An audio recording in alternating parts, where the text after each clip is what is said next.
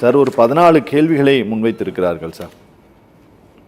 Sir president இண்டிபெண்ட்டாக இந்த மாதிரியான கொஷின்ஸை அவருக்கே இருக்கக்கூடிய அந்த 143 பயன்படுத்தி அவர் இந்த கொஷினை ரைஸ் பண்ணியிருக்காரு சார்.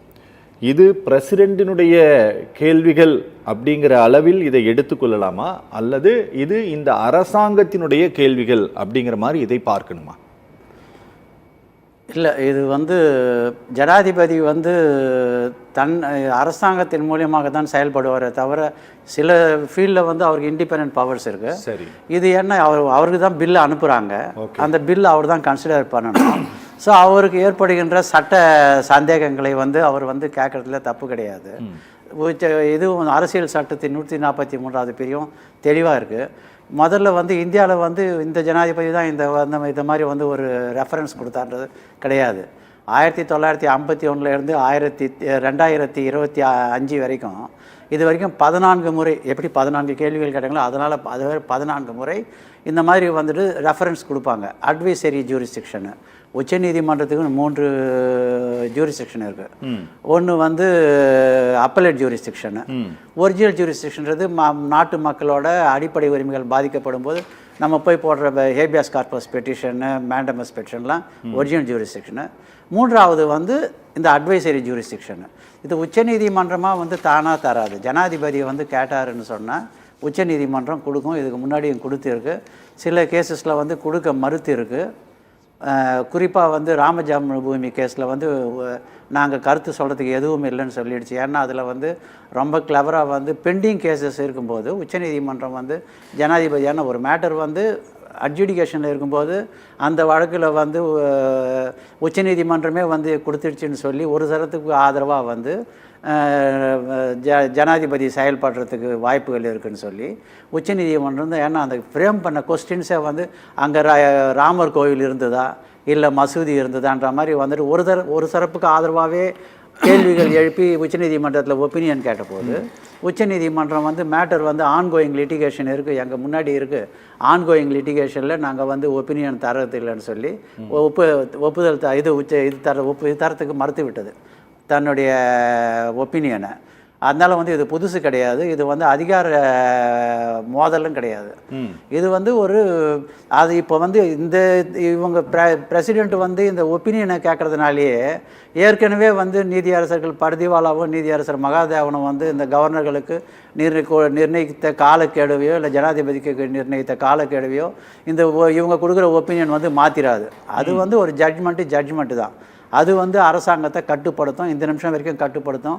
ஈவன் உச்சநீதிமன்றம் மொத்தமாக சேர்ந்து அது மாதிரி ஒரு அதிகாரம் கிடையாதுன்னு ஒப்பீனியன் கொடுத்தா கூட இந்த ஜட்ஜ்மெண்ட்டை இதை விட ஒரு பெரிய ஒரு 5 ஜட்ஜஸோ இல்லை ஒரு 11 ஜட்ஜஸோ அவங்களாம் ரெஃபர் பண்ணி இதில் சீரியஸ் ஃப்ளா இருக்குது, இதனால் இம்பார்ட்டன்ட் கான்ஸ்டியூஷனல் சிக்கல் இருக்குது, அதனால் இதை திருப்பி பண்ண ஜுடிஷியல் சைடில் பார்க்கலாமே தவிர இந்த அட்வைசரி சைடில் உச்சநீதிமன்றமே அந்த இதை நல்லண்டு வாயின்னு சொல்லவே முடியாது. அது பர்திவாலாவும் மகாதேவனும் கொடுத்த ஜட்ஜ்மெண்ட் தான். It is a judgment, not an opinion. So இவங்க கேட்குறது ஃபியூச்சரில் சந்தேகம் சார். எங்களுக்கு என்னன்னா sir, honourable judges justice Pardiwala and justice மகாதேவனுடைய அந்த ஜட்ஜ்மெண்ட்டில் மிக தெளிவாக மாநில சட்டமன்றங்கள் நிறைவேற்றக்கூடிய தீர்மானங்களை ஆளுநர்கள் அதற்கு ஒப்புதல் கொடுத்து அனுப்புவதில் இருக்கக்கூடிய சிக்கல்களை குறிப்பிட்டு அதை விரைவாக அனுப்ப வேண்டும் அப்படின்ட்டு, விரைவாக அதில் உங்களுக்கு ஏதாவது சந்தேகம் இருக்குன்னா அதை உடனடியாக கேட்டு தெளிவுபடுத்தி அதை ஒன்று அனுப்பணும் இல்லை ரிஜெக்ட் பண்ணணும் அப்படிங்கிறது சம்பந்தமாக விரைந்து முடிவெடுக்கணும் அப்படிங்கிற கடிதம் உள்துறை அமைச்சகம் சார்பில் குடியரசுத் தலைவர் மாளிகைக்கு ஏற்கனவே அனுப்பப்பட்டிருக்கிறது அப்படிங்கிறதையும் அந்த தீர்ப்பில் எல்லாம் குறிப்பிட்டிருக்கிறார்கள். சரிங்களா சார்? அதெல்லாம் குறிப்பிட்டு தான் இந்த தீர்ப்பு வழங்கப்பட்டிருக்கிறது. நாங்கள் தெரிஞ்சுக்கிறது என்னென்னா சார், பிரசிடெண்ட்டினுடைய இந்த கேள்விகள் அப்படிங்கிறது பொதுவாக நீதிமன்றத்தில் சில வழக்குகள் நிலுவையில் இருக்கும்போது இது சப்ஜுடிஸாக இருக்குது, அதனால் இது சம்பந்தமான பதில்களை நாங்கள் உங்களுக்கு சொல்ல முடியாது அப்படின்னு சொல்லிட்டு, அதுதான் ராமஜென்ம பூமி இல்லை அதுதான் சொல்கிறேன் நான், இதை நாங்கள் சொல்ல முடியாது அப்படின்னு சொல்லிட்டு பார்லிமெண்ட்டினுடைய உறுப்பினர்கள் வரிசையாக கேட்ட எல்லா கேள்விகளுக்கும் கூட அதே மாதிரி இந்தியாவுடைய எக்ஸ்டர்னல் அஃபேர்ஸ் மினிஸ்ட்ரி பதில் சொல்லியிருக்கு. ஆனால் இந்த சென்ட்ரல் கவர்மெண்ட் ஆர் பிஜேபி இவர்கள் அரசியல் செய்ய வேண்டும் அப்படின்ட்டு இவர்கள் முடிவெடுத்து விட்டால் என்ன நடந்தது அப்படிங்கிறதையும் நான் இங்கே நினைவூட்ட விரும்புகிறேன்.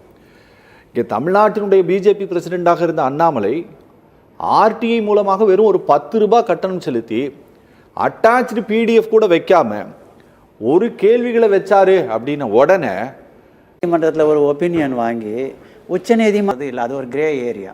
அந்த கிரே ஏரியாவை தான் அது தெளிவாக சொல்ல அதை வந்து ஆமாம் அதுதான் கிரே ஏரியா. அதை வந்து தான் வந்துட்டு மகாதேவனும் வந்து தங்களுக்கு இருக்கிற வானளாவிய அதிகாரத்தை கொண்டு அந்த 142ல் வந்து அவங்க என்ன 142 வந்து to render complete justice. Sir அந்த வார்த்தை அப்படிங்கிறது as soon as possible அப்படிங்கிற வார்த்தை கிரே ஏரியா அப்படின்னு சொல்றீங்க. ஆமா, கிரே ஏரியா. அந்த கிரே ஏரியா அப்படிங்கிறது அந்த அது ஆளுக்கு தகுந்தபடியா நேரத்துக்கு தகுந்தபடி